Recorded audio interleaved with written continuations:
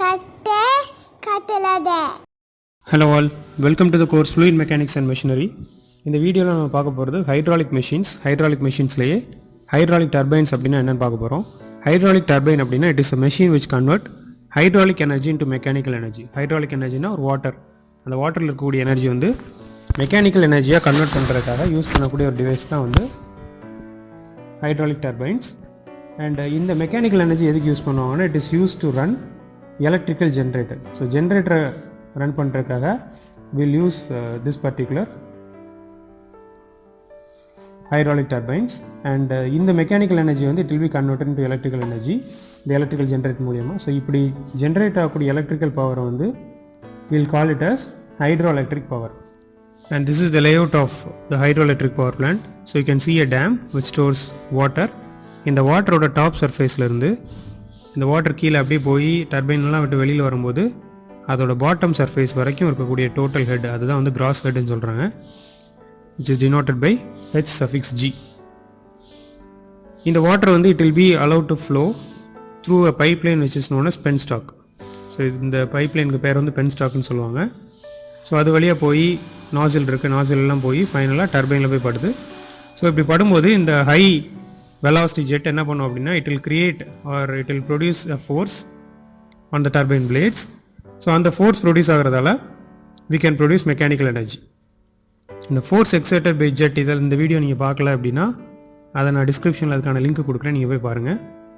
So during this moment இது இங்கே மேலேருந்து கீழே இந்த வழியாக போயிட்டுருக்கு. இப்படி போகும்போது என்ன ஆகும்னா இந்த பைப்லைனுக்குள்ளே there will be some frictional loss which is denoted by H suffix F.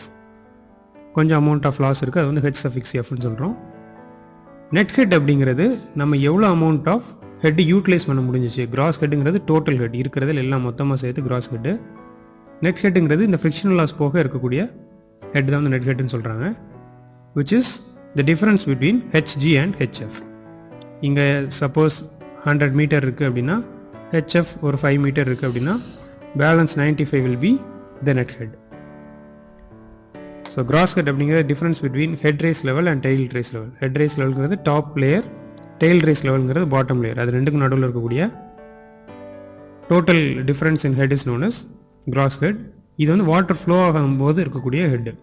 Second net ஹெட்டுங்கிறது as I mention it is effective head or the amount of head what we are utilizing. அந்த டர்பைனோட இன்லெட்டில் இருக்கக்கூடிய head தான் வந்து net ஹெட்னு சொல்கிறாங்க. So when water is flowing from head race to the turbine loss of head due to friction will occur. So இந்த loss of ஹெட்டை நம்ம கன்சிடர் பண்ணும்போது நமக்கு பேலன்ஸ் இருக்கிறது தான் வந்து net head.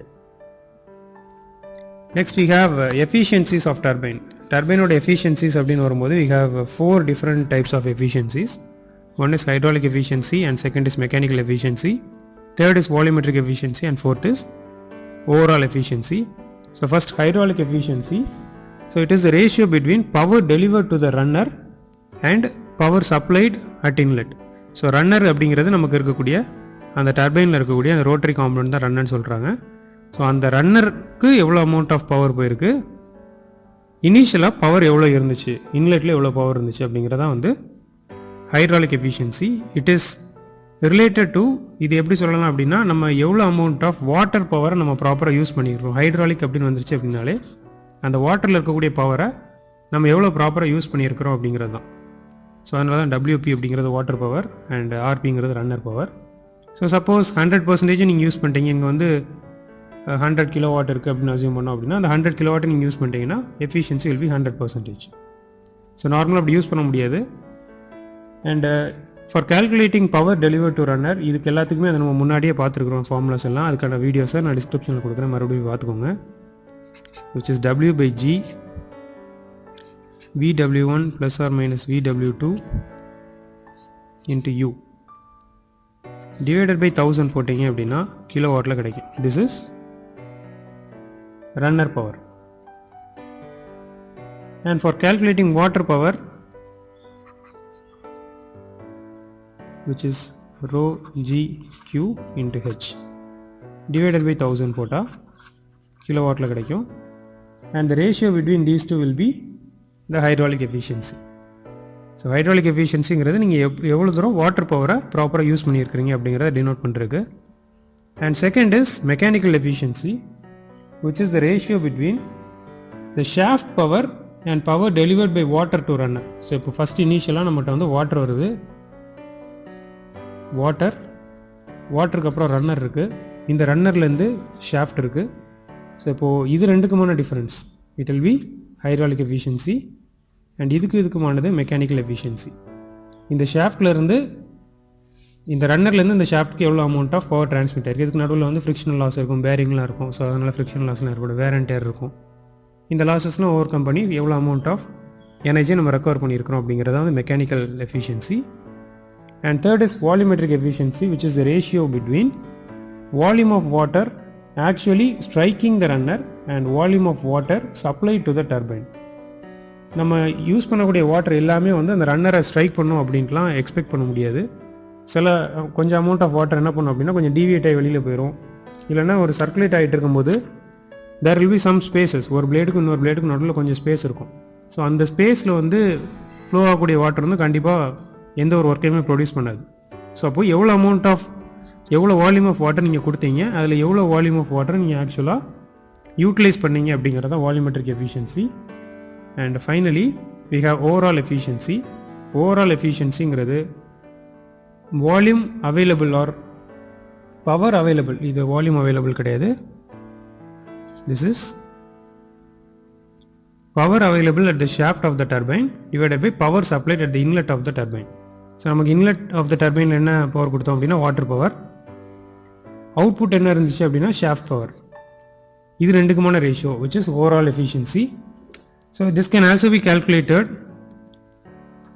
shaft power by water power எழுதிக்கிறோம், which is shaft power by water power. இங்கே நான் வந்து என்ன பண்ணுறேன்னா ரன்னர் பவர் வச்சு மேலேயும் கீழே நான் வந்து மல்டிப்ளை பண்ணுறேன்.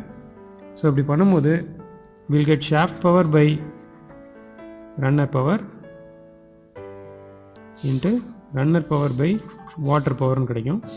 we know that shaft power by runner power is mechanical efficiency and runner power by water power is hydraulic efficiency. So for calculating overall efficiency, if you know mechanical efficiency and hydraulic efficiency, you can calculate the overall efficiency. So this is all about efficiencies of the turbine. And next is classification of hydraulic turbine. So classification la first type of classification is based on the type of energy at inlet. So என்ன amount of energy இருக்குது அப்படிங்கிறத பொறுத்து first classification இருக்குது. இதில் first வந்து impulse and reaction அப்படின்னு சொல்கிறாங்க. So impulse அப்படின்னா if the energy available is only kinetic energy,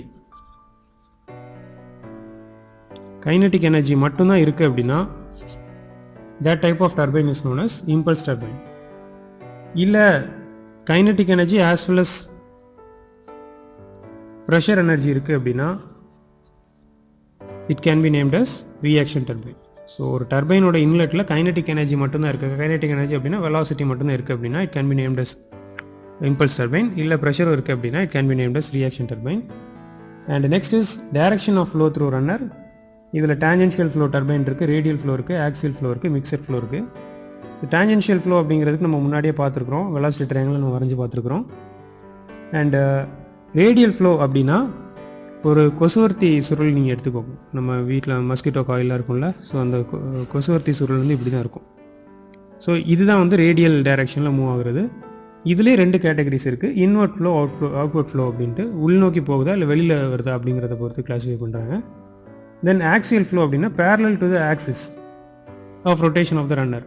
so axis எப்படி இருக்குன்னா இதுக்கு பேரலாகவே எப்படி ஃப்ளோ ஆகிட்டு இருக்கும். மிக்சட் ஃப்ளோ அப்படின்னா காம்பினேஷன் ஆஃப் போத், ரேடியல் ஃப்ளோவும் ஆக்சியல் ஃப்ளோ அப்படிங்கிற மாதிரி காம்பினேஷனில் இருக்கும். ஸோ இதுதான் வந்து கிளாஸிஃபிகேஷன் ஆஃப் ஹைட்ராலிக் டர்பைன். இதுக்கு அடுத்த கிளாஸிஃபிகேஷன் என்ன அப்படின்னா பேஸ்ட் ஆன் த ஹெட்.